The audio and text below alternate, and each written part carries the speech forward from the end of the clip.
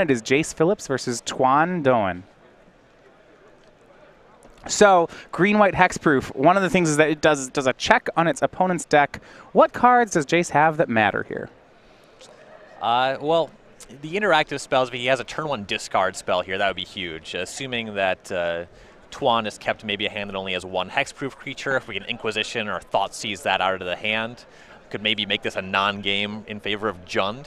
Liliana of the Veil can potentially edict away a singular hexproof creature. Abrupt Decay can deal with a problematic aura, perhaps a copy of Maelstrom Pulse. These decks usually play 1 or 2 copies. Jase has 1 copy in his main deck. All right, Inquisition of Kozilek, turn 1 for Jase. And we see 2 lands, 2 Boggles, or rather Boggle and the Gladecover Scout, and 3 auras. We have the Hyena Umbra, Spider Umbra, and Ethereal Armor. So this one, sometimes green hexproof will have to keep a hand with 1 Boggle. No such luck this time. This is a 7-card hand that has pretty solid support for 2 hexproof creatures. The Inquisition, best possible start for Jund, though this is not a great hand for him to be looking at. See, he could, if he chooses to take a creature, I suppose if it's an aura, the armor is the biggest threat.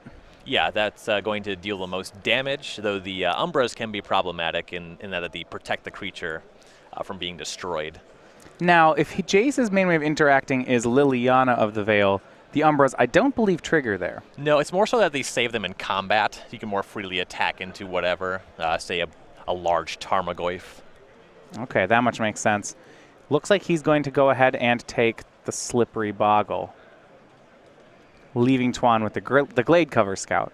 So the Boggle is the blue creature, and Jase, of course, hates blue cards, as evidenced by his selection of Jund as his deck choice. Well, people always call the deck Boggles, not, not Elf Scouts. Right. Yeah, it's not Gladecovers. Tuan will go ahead and play out the other creature, the Gladecover Scout, and wants to get that one under any possible discard as we go back over to Jase. And Doan played a Razorverge Thicket as his land. That was the card he drew for turn, so not disguising it. Doesn't want to take damage off Horizon Canopy, and also that Misty Rainforest that Jase has seen can be used to find a Dryad Arbor to block against Liliana of the Veil. Jase's play is a turn 2 Tarmogoyf. It's right now a 3/4. We have creature, sorcery, and land in the graveyard. Unlikely that will be big enough to block the Scout, however. Yeah, it doesn't take too long to get that out of range here. Yeah, we have the 3 auras in Tuan's hand. It's Ethereal Armor, Spider Umbra, and Hyena Umbra. He can make any 2 of them this turn. I like just going for 1 and leaving up Misty Rainforest to fetch Dryad Arbor in the face of a potential Liliana, and then just making no attacks this turn. Okay, so make Hyena Umbra. Gladecover Scout goes up to a 2/2. And yeah, I agree with that. And we see exactly that play made by Tuan. Very heads up. Yeah, good disciplined line there. I like that a lot. Back over to Jase Phillips. Got both Lightning Bolt and the one of Seal of Fire in his hand. Those ones are not going to shine in this matchup. Yeah, they go upstairs, they pump the Tarmogoyf. You can potentially use them to kill a core Spirit Dancer if one shows up. You can also use Seal of Fire and have that in play so that when you cast Liliana, if they fetch Dryad Arbor in response, you can seal and hit the Dryad Arbor. Oh, okay. Something like that. He will play Verdant Catacombs and pass the turn. We go back over to Tuan. The draw is core Spirit Dancer.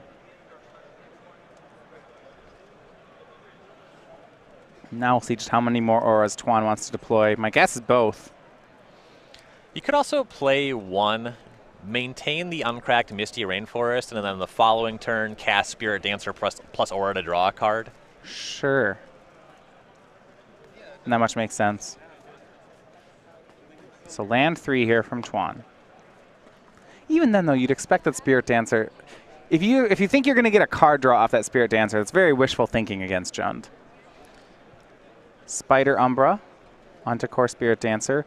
Ethereal Armor. He'll just deploy auras right now. So it's currently it's a 6/6 first strike reach Boggle.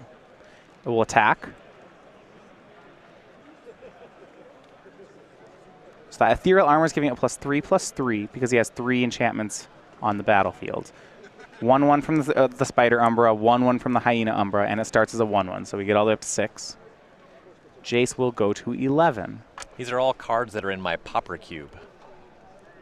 Including the Glade Cover Scout? Oh yeah, it's a recent addition. I don't love hexproof, but green is so bad that I had to do something. I like drafting hexproof in cubes, actually, just because I think it's funny. Nothing like a good old hexproofer to ruin a good game of Magic. Oh yeah, that'll teach you for drafting Deep Analysis and Muldrifter.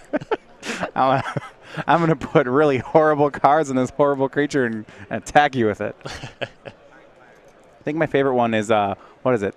The Rubble Belt. It's just a 3/4 hexproof for 5. That's all it is. I like that guy. Yeah, Rubble Belt Rhino. Yeah. Rubble Back Rhino, I think it is. Rhino. You just put auras on him. 4 mana, 3/3 Primal Hunt Beast. That's a good Love one. it. Love it. There we go. There's the Rhino. Beautiful. Look at those stats. That guy's just asking to have an aura put on him. Jase will attack with Tarmogoyf. 4/3 here. Now I'm interested. He could have maybe, I was going to say cracked a Seal of Fire. Now this makes sense. He'll make Kalitas post-combat as he hits Tuan down to 17. At some point I'm thinking he wanted to cash in a Seal of Fire or a Lightning Bolt to get that Tarmogoyf bigger. Yeah, and on the previous turn, the reason that we didn't see a red spell cast is because he had to fetch for the Stomping Ground and would have had to take 2 additional damage. He's already down to 10, and this elf is a 6/6 just going into this turn. Right, so one rancor, well, I guess wouldn't make it lethal, just make it very close. Right. Tuan's draw another copy of Spider Umbra. So if he plays that, the Boggle will go up to an 8/8. Well, now he has the luxury of casting Spirit Dancer Aura. Okay, he gets a card off the Umbra. It's excellent. So here's Core Spirit Dancer. Now he'll play Spider Umbra. The trick with Boggles is that Boggles don't like to share. One Boggle gets all the auras. Yeah. It's often incorrect to try to spread the love. So he gets to draw a card.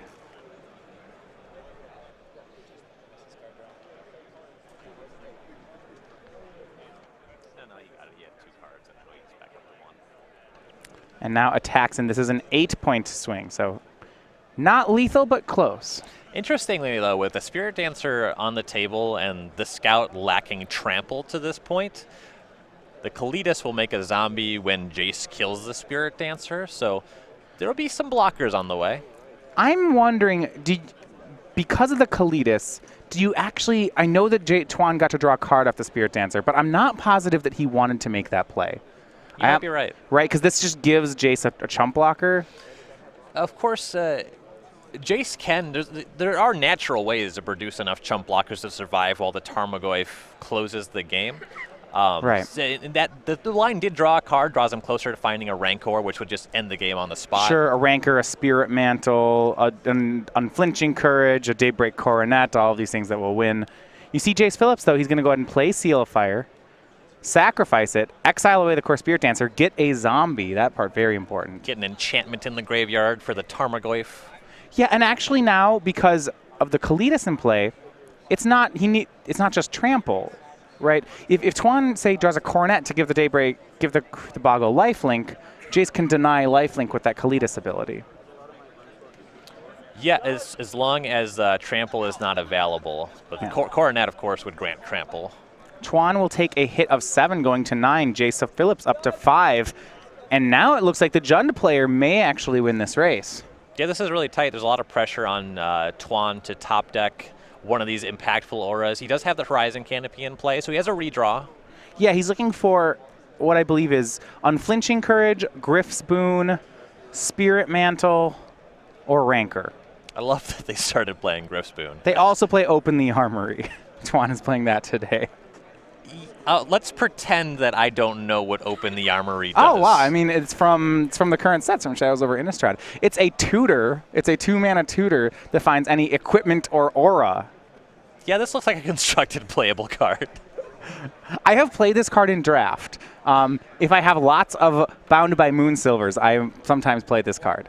Okay. Right? Okay. Right. Or because it gets you toward Delirium and it finds removal spells. If you have a lot of dead weights, you can do that thing. It has the same casting cost as Demonic Tutor. Yeah, same converted mana it's the cost, white Demonic Tutor. It's pretty much the white Demonic Tutor. Why would you want to find anything that wasn't an aura?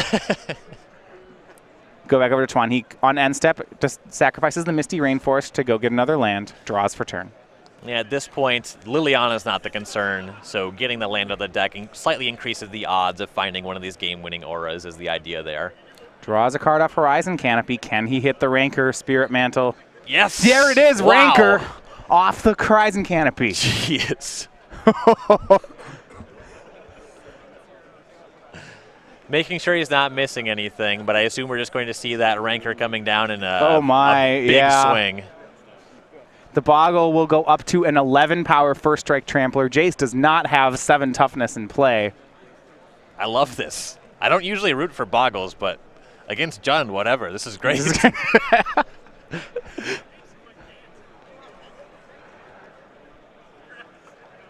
On the last card, Tuan finds the trample he's looking for. Jase is still representing Abrupt Decay mana, so Tuan is mindful of this. Okay. You know, if that happens, maybe you'd rather have a blocker, but I think that just too much is happening where he wants to just get this in. If it doesn't work, how is he winning this game anyway? Yeah, I mean, Abrupt Decay, he'll lose, right? The Rancor will get Abrupt Decayed, the zombie will chump block, Jase will attack, and then Lightning Bolt Tuan's face. Mm-hmm. And now that he has cracked the Misty Rainforest, he no longer has Liliana protection either, so that's a live play from Jase. Well, it looks like he has another Glade Cover Scout in hand, so he may actually Yeah, you could block that way. be able to win. Yeah. I think you just have to jam, though. You don't register Boggles to play around everything.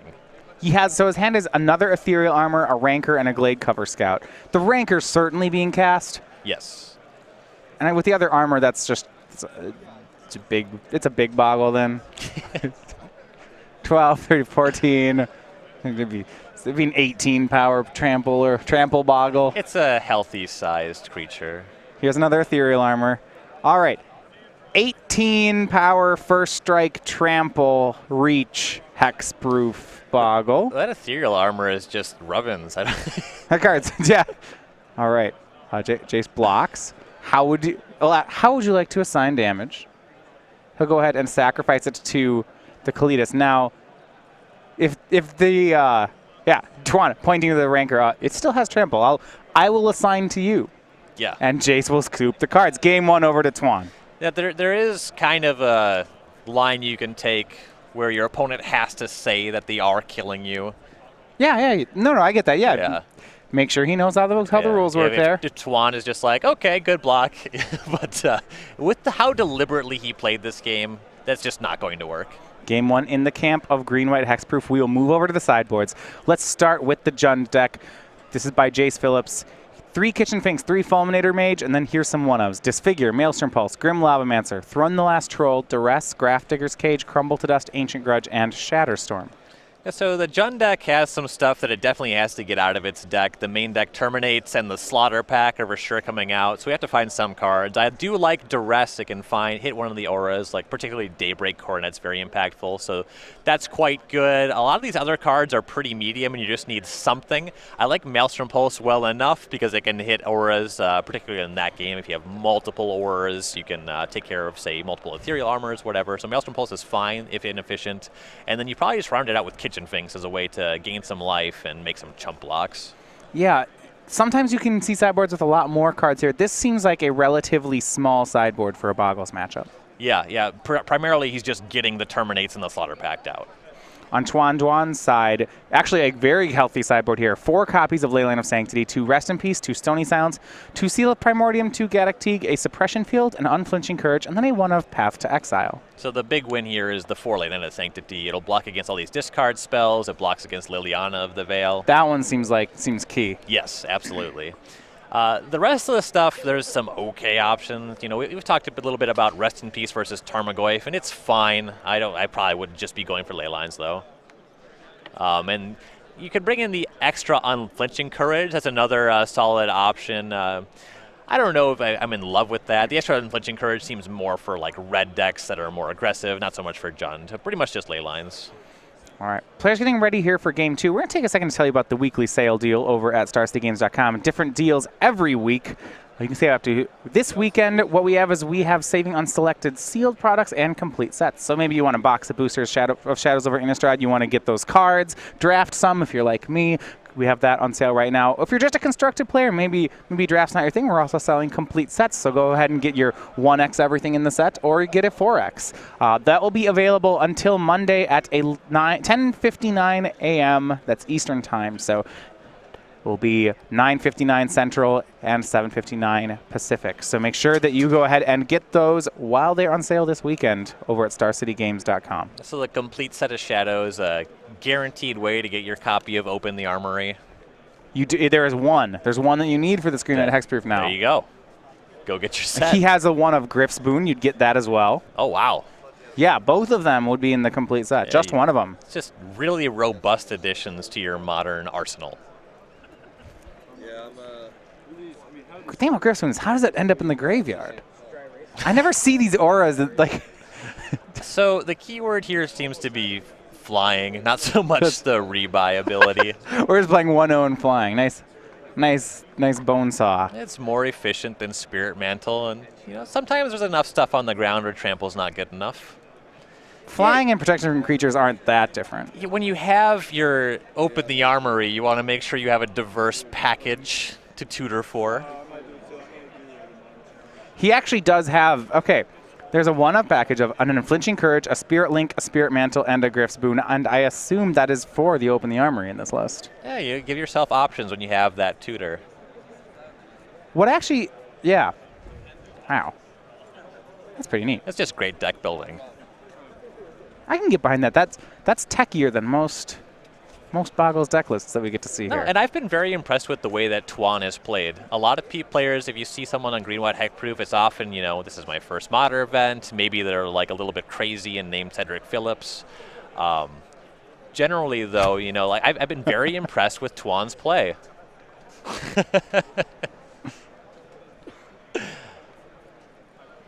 A lot of interesting plays. I think the interesting decisions there, yeah, you saw him leave up that fetch land in the face of a possible Liliana game one. That shows this is not his first time through with the deck. Yeah, he's been around before, and also cracked the fetch on the last possible turn when he knows he just needs to find Rancor.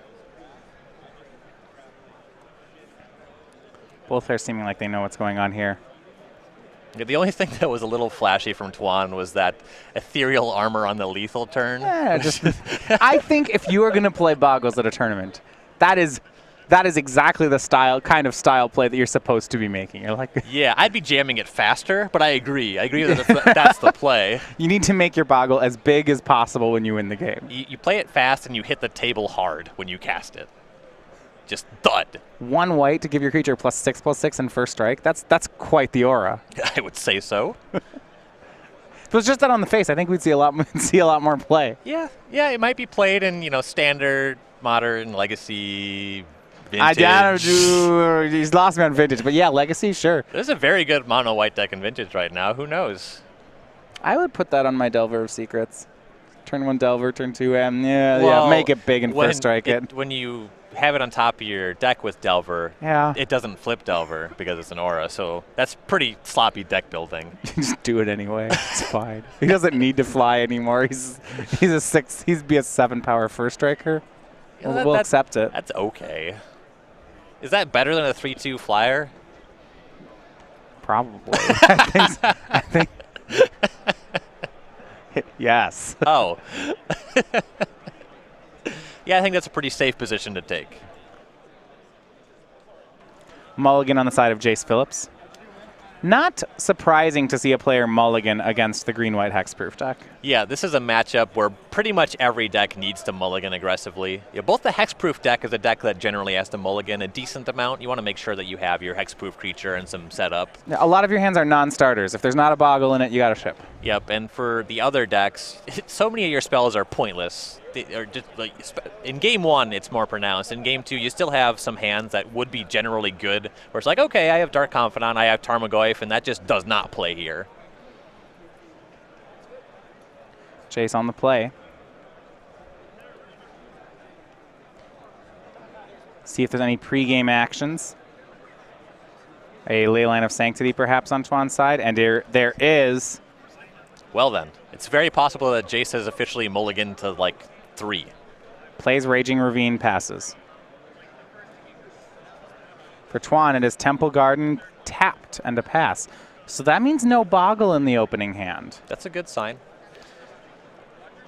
Depending on the makeup of the rest of the hand, I could definitely see keeping a hand that had Leyline, no creature. Maybe a core Spirit Dancer is hanging out in the hand. Scavenging Ooze is the play from Jase Phillips. Leyline is good, but without a boggle very soon, the hexproof deck will still just lose to traditional damage from Jund. Yes, this is definitely true.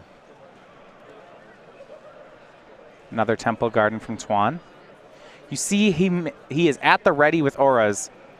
Ethereal Armor, Path to Exile, Rancor all in hand. And depending how these next couple turns play out, this might be one of those games where he has to fetch for Dryad Arbor and just pants up the Arbor. Ooh, I hope not. Scavenging Ooze knocks Tuan down to 18. Jase will continue. Now with Liliana of the Veil, it's the cards, he can still plus it to make both players discard. The other two abilities don't work in the face of Leyline of Sanctity. Correct. Well, the -6 works, but you have to target yourself. Same with the Edict. So if your opponent has Leyline of Sanctity, do not -6 your Liliana. Do not move the die. You might find yourself factor fictioning your own permanence. Of course, you just make them all in the same pile, but you did lose 6 loyalty on your Liliana. Kitchen Finks is the play from Phillips. Those have come in from the sideboard. And I do like this start from him. Just an aggressive curve of creatures is going to punish Tuan's Keep. Yeah. This is playing out fairly nicely for the Jund deck. Core Spirit Dancer. There's a creature from Tuan. He'll put a Spider Umbra on it while Jase is tapped out and draw a card. And there's the Boggle. Glade Cover Scout was the draw. That was a very good turn for Tuan there. Jase had to tap out, so the Spirit Dancer couldn't have been tagged by a Lightning Bolt, and now it's out of bolt range. And the only way to really deal with it is Maelstrom Pulse, and it's going to be a lot of targets for Maelstrom Pulse going forward in this game. Right, so it's an 0-2, but now it gets +3/+3 from that Spider Umbra, so the creature is a 3/5 reach with Totem Armor at the moment. There's even an argument for just going nuts on the Spirit Dancer. Maybe you don't even need the Bogle at this stage. Yeah, you mean if you have enough Totem Armors in your hand, then you can survive through kill spells. Yeah, it's hard enough to deal with the Spirit Dancer as is, and it's the creature that can attack on the following turn already.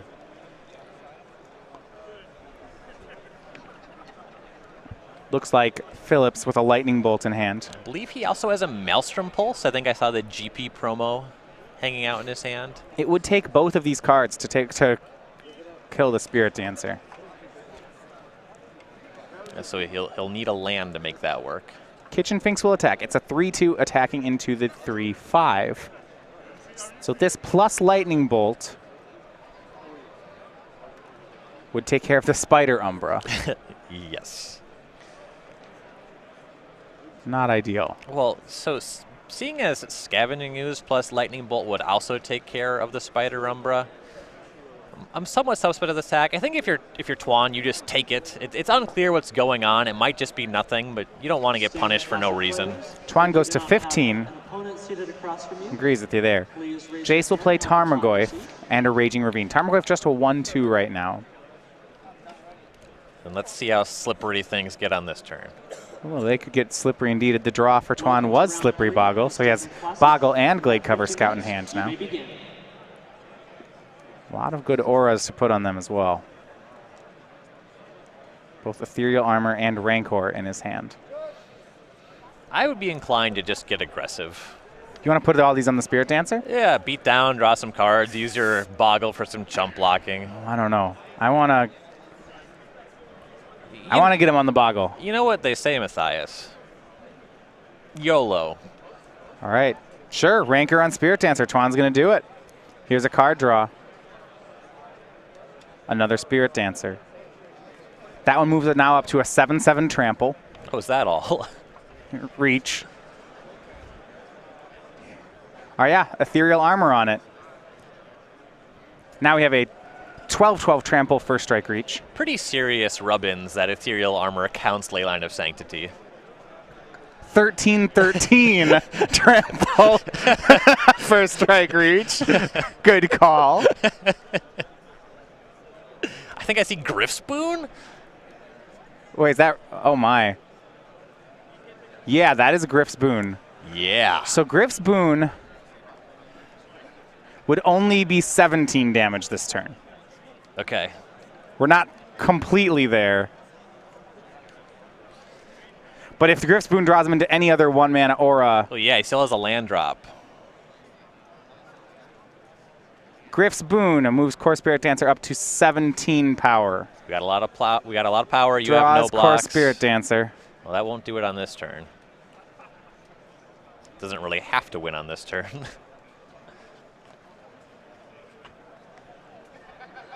Yep. So here's a swing. Believe 17 power. First strike, reach, trample, flying. That's all. That'll put Jase to 2. All right. No big deal. Nope. Yeah. So while the armor does count the ley line, unfortunately the Spirit Dancer does not. So that should leave Jase at 2. Though with this much power on the table, Jase's life total is kind of a non-factor. He either can turn this game around in a big way or he can't. So Jase, I believe, does still have Maelstrom Pulse hanging out in hand. So he could attempt something, but there's really nothing that he can Maelstrom Pulse that turns this game on its own. It has to be Maelstrom Pulse plus something else. Doesn't have enough mana to have Maelstrom Pulse plus Liliana on this turn. So I think he's just out of outs. Well, there's only one totem on the Spirit Dancer. He would need Pulse plus Terminate. That would do it. Terminate has to be on the sideboard, right? There's no way that that's still in the deck. Pulse will hit the Core Spirit Dancer. Pulse Abrupt Decay could be a potential line. So that will remove the totem armor. And he passes.